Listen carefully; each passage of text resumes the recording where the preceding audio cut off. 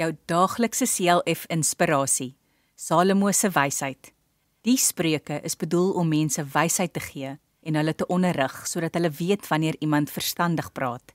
Spreuke 1 vers 2. Ons begin nou met die boek Spreuke. Dit is geskryf of versamel deur Salomo en ook ander wyse mense. Die bedoeling met die spreuke is om ons insig te gee, maar ook diep wysheid te leer, sodat ons reg en gelukkig kan lewe. Jong mense leer nog om reg te lewe en wyse besluite te neem. Ouer mense, wat reeds kennis van die lewe het, moet ook elke dag groter wysheid leer. Kinders moet luister wat hulle ouers en ander wyse mense vir hulle leer. Dan sal hulle 'n gelukkige lewe hê. Hulle sal wys wees. Maar daar is ook dwaase mense. Dis die wat ander op 'n verkeerde pad lei en hulle wat toelaat dat hulle verkeerd geleer word. Om die verkeerde pad te loop, bring net ongelukkigheid en skande.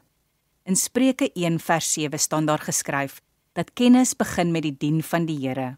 As ons hart vir die Here gee, sal hy ons leer wat reg en verkeerd is, en so sal ons ook die ewige lewe kry. Kom ons bid saam.